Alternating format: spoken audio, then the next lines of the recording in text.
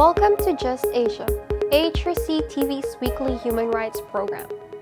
These are the headlines. Indonesia's anti-terror unit should be dissolved. Nepal's Prime Minister oversteps jurisdiction. Thai murder witness attacked. Pakistani Christians forced to live in illegal settlements. Release of student protesters in Burma. Urgent appeals from Pakistan and the Philippines.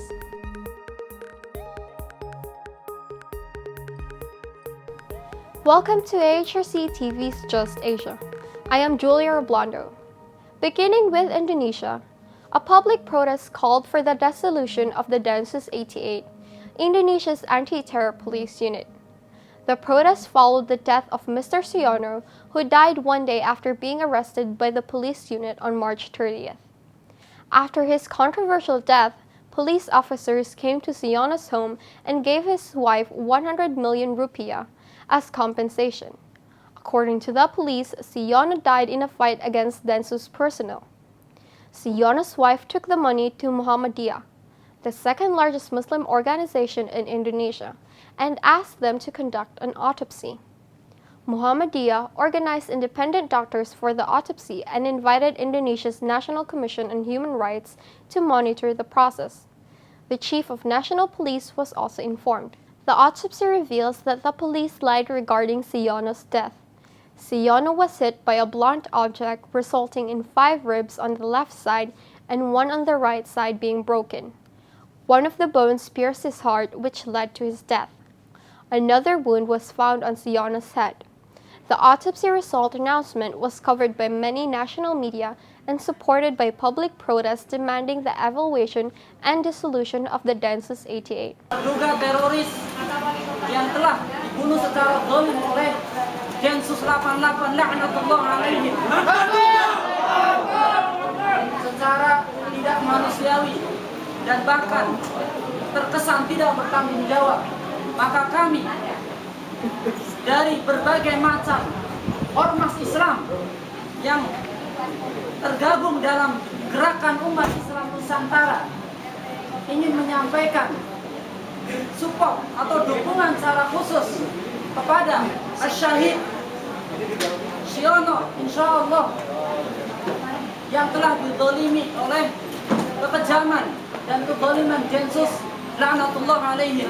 Demikian juga kami melakukan dukungan kepada para mujahidin muwahhidin yang memiliki nasib yang sama sebagaimana nasib yang menimpa Siyono yang telah dizalimi dan terkesan tidak bertanggung jawab dari institusi tersebut, yaitu Densus 88.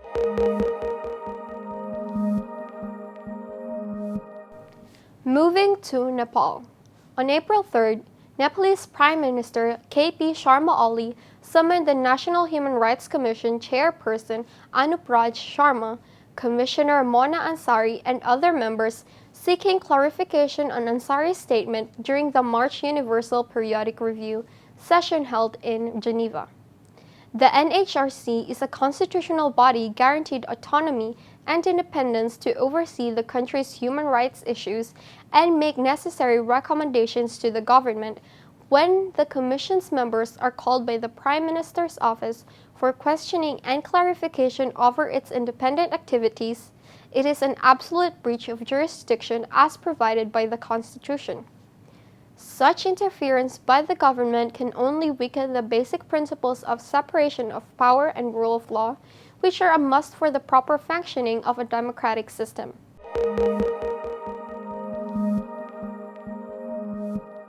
In Thailand, murder witness and land rights defender Mr. Supoj Kansong was shot 8 times by an unidentified gunman on April 8th. Mr. Kansong was a witness to the assassination of Mr. Chai Bontonglek, a member of the Southern Peasants Federation of Thailand, in Klong Sai Patana community, southern Thailand on 11 February 2015. On 15 March 2016, the Wangsara Provincial Court acquitted the single defendant charged with involvement in Mr. Bontongleg's assassination. The perpetrators are therefore free to commit further killings. The attack on Mr. Kansong is now the fifth attempt made on the rights defender of the Klongsai Patana community. Apart from intimidating human rights defenders, the shooting of Mr. Kansong is also an attempt to interfere with the justice process. Shot as he was driving back to the village at around 3 p.m., Mr. Kansong was hit 6 times in the leg and twice in the arm. His condition is being medically assessed at the Kaiburi Hospital.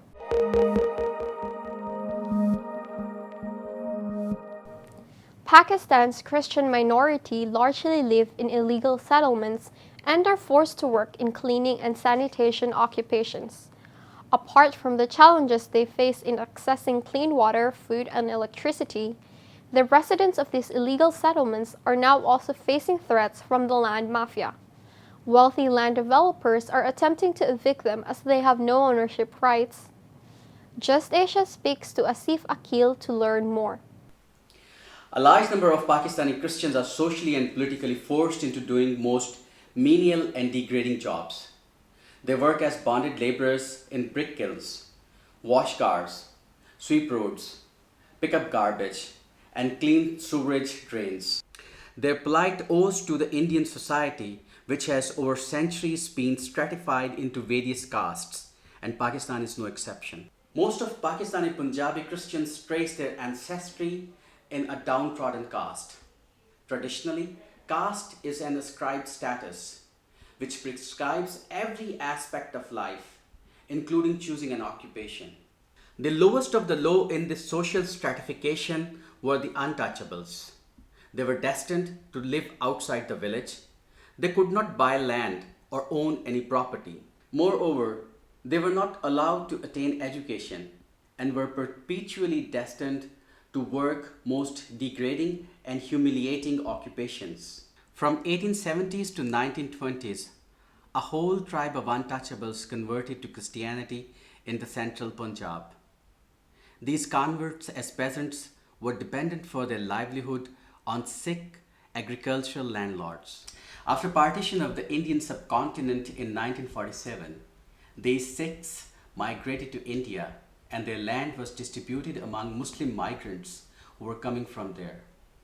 Resultantly, these Christian peasants became homeless and jobless.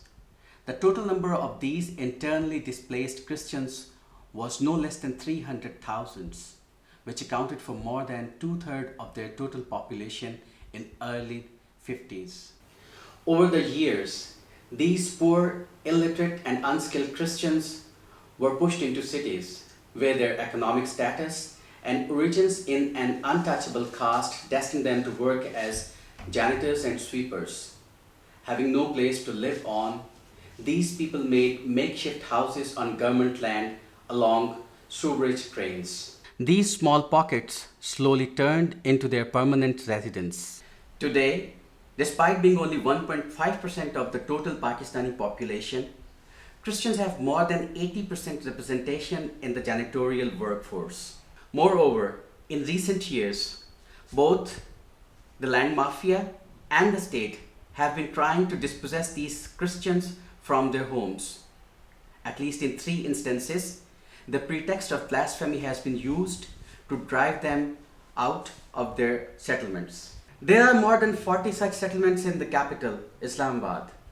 Most of these settlements are inhabited by these poor Punjabi Christians. The Capital Development Authority has declared these colonies as ugly patches on the scenic landscape of Islamabad, and it started demolishing them last year.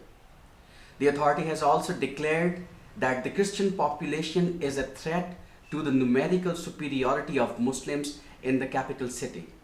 Since the creation of Pakistan, Christian leaders and politicians have been voicing against this gross injustice. The government in early days made promise to allocate land to these landless peasants, but it never honored its commitment. At the societal level, these Christians are faced with inhumane prejudices of untouchability, while at the state level, they are suffering apathy and indifference. The government must come up with a policy for economic and social well-being of these marginalized people by providing them ownership rights to these settlements and opportunities to decent occupation.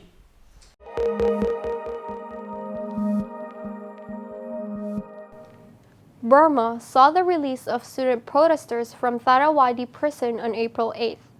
Charges against them and their supporters were also dismissed. Most of them were arrested last year during their protest calling for amendment of the education law. Police brutally cracked down on the peaceful protest, and many protesters were detained in prison for over a year while facing trial. Burma State Consular Office issued a statement dated on April 7 concerning the intended release of student protesters and political prisoners. More political prisoners will be released after the New Year holiday under an amnesty. Aung San Suu Kyi became the State Consular of Myanmar on April 6th, allowing a greater role for her within the NLD-led government. According to the Assistance Association for Political Prisoners, 114 political prisoners were released on Friday, April 8. 121 prisoners are still behind bars, while 414 are facing trial, but there may be more outside of those figures.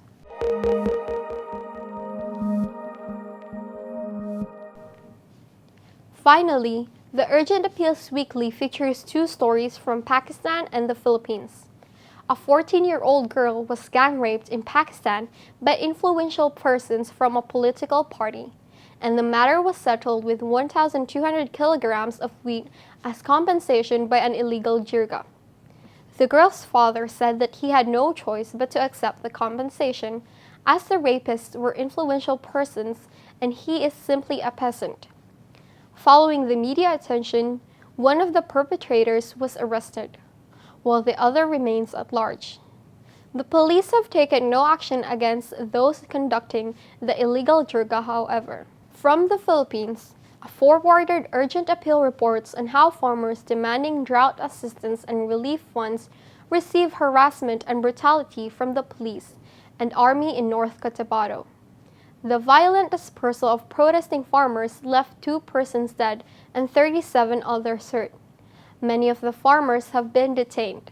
Together with the Karapatan Alliance for Advancement of People's Rights in the Philippines, the Asian Human Rights Commission strongly denounces the actions of the state security forces.